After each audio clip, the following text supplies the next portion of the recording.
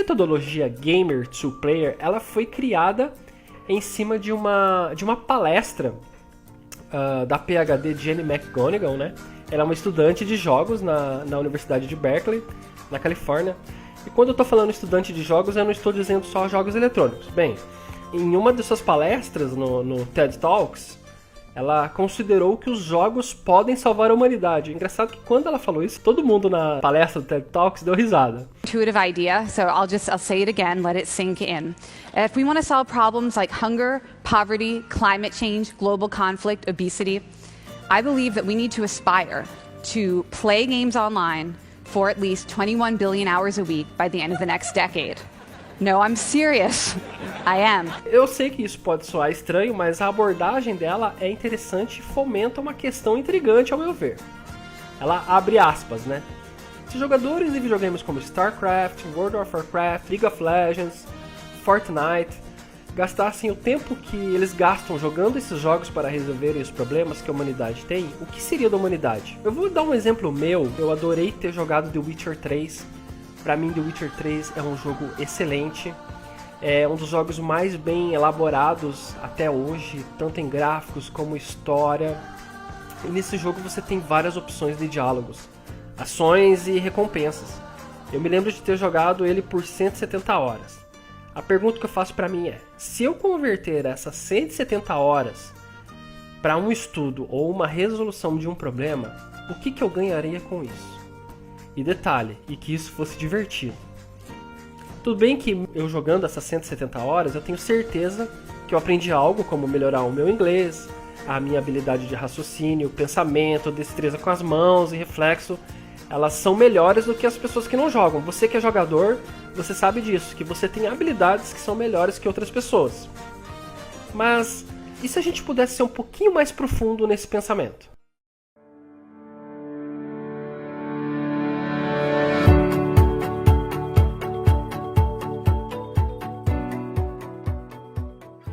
A Jane, ela entendeu que os jogadores de videogames são mais atentos, mais disciplinados quando estão para conseguir uma vitória épica, seja ela solo ou multiplayer, e que jogadores de videogames têm a capacidade de se relacionar mais facilmente quando tem um problema a ser resolvido.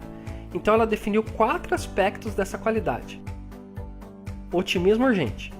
O otimismo urgente é uma forma de automotivação extrema que só o gamer desenvolve ao longo de sua vida. Os gamers, eles agem imediatamente acreditando que conseguem alcançar o sucesso. Eu não consigo deixar de associar essa frase ao famoso vídeo do Daigo, do Campeonato Mundial de Street Fighter em 2004. O nome desse campeonato é Evo. Você pode procurar aí depois, mas tá passando as cenas aí.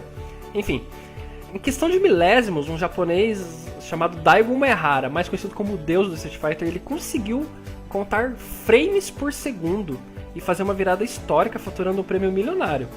O vídeo ele é impressionante e esse ser humano ele contou milésimos de segundo para obter vitória em um tempo curtíssimo de raciocínio. Tá, agora vamos ser um pouquinho mais filósofos. Vocês conseguem entender os milhares de processamento que o cérebro dele atingiu para resolver esse problema em um curto período de tempo? Ele fez algo épico. Muito embora essa palavra esteja desgastada no meio, né? Essa palavra épico, né? Principalmente no meio do entretenimento, hoje qualquer jogo que sai é épico, enfim, todo mundo gosta de usar essa palavra, mas naquele momento, de alguma forma o universo conspirou para que o Daigo conseguisse trazer alguma coisa, né? O Daigo ele conseguiu se sobressair ao limite do ser humano, atingir o nível perfeito da jogabilidade e nos presenteou com essa cena.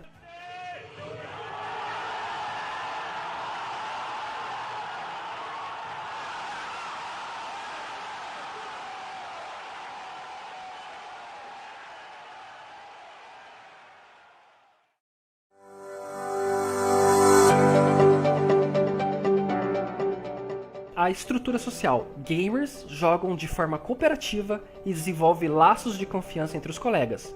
São mais fiéis ao espírito de equipe e seguem as mesmas regras, alcançam os mesmos objetivos. Esses são os valores para construir a relação social mais forte. Jogadores de jogos online precisam manter uma rede de confiança para alcançarem as suas vitórias. Eles se dividem de várias maneiras, guildas, clãs, times, duplas, enfim. Ele não poupa horas de suas vidas para conseguir ser melhores do que os outros. E é possível você ver jogadas épicas pelo YouTube e Twitch de diversos jogos, né? Muito tem se falado no ambiente corporativo sobre ser cooperativo. Eu mesmo, na empresa que eu tô, a gente tem um programa lá chamado Collab e investe-se muito dinheiro para que as pessoas no mundo corporativo sejam colaborativas. Mas os jogadores já fazem isso desde 1900 e bolinha. E sabe o que é mais impressionante? Enquanto as startups e empresas gastam milhões de dólares para fazer o pessoal a trabalhar e se relacionar, os jogadores fazem isso organicamente e de graça. Sabe por quê? Porque é divertido, simples. Na produtividade prazerosa, que é o item 3 da Jane, os gamers trabalham duro de forma intermitente naquilo que sentem prazer e que vem significado. Gamers são mais propensos a trabalho e sem parar desde que se contextualize a recompensa certa para eles. Uma coisa que eu sempre converso com o Rodrigo, como que é difícil você encontrar pessoas focadas no trabalho? Como que é difícil de encontrar pessoas que consigam fazer o grande final épico de uma tarefa de trabalho? É como se cada job que você pegasse fosse um jogo. Como que é complicado de você encontrar pessoas que quiserem esse job? Os gamers, eles são especialistas em conseguir fazer o trabalho excelente. Em alguns casos, os jogadores até se especializam em uma linguagem de programação para encontrar os glitches, hackear os servidores. Eu vou te dar um exemplo.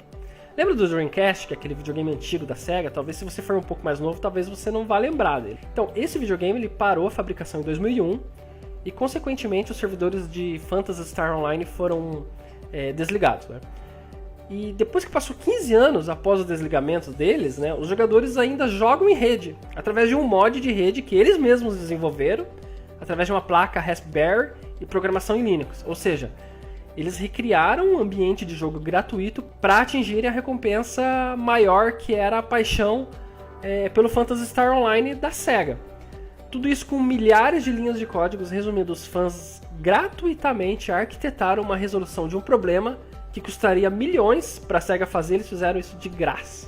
Quarto tópico da Jane, ela diz o seguinte, que os gamers adoram enfrentar desafios imponentes, de escalas mundiais, mas apenas no mundo virtual. Na teoria da Jane, os jogadores conseguem fazer proezas mirabolantes apenas nos games, e a nossa missão daqui para frente é usar os jogos e trazer essa expertise, aquela habilidade do Daigo de contar os frames por segundo e conseguir o campeonato mundial, é trazer isso para o mundo real.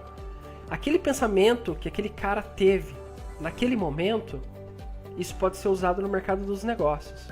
Essa arquitetura de linhas de códigos que foi usada no Dreamcast para que os servidores voltassem à tona, que isso possa estar na resolução de problemas das nossas empresas.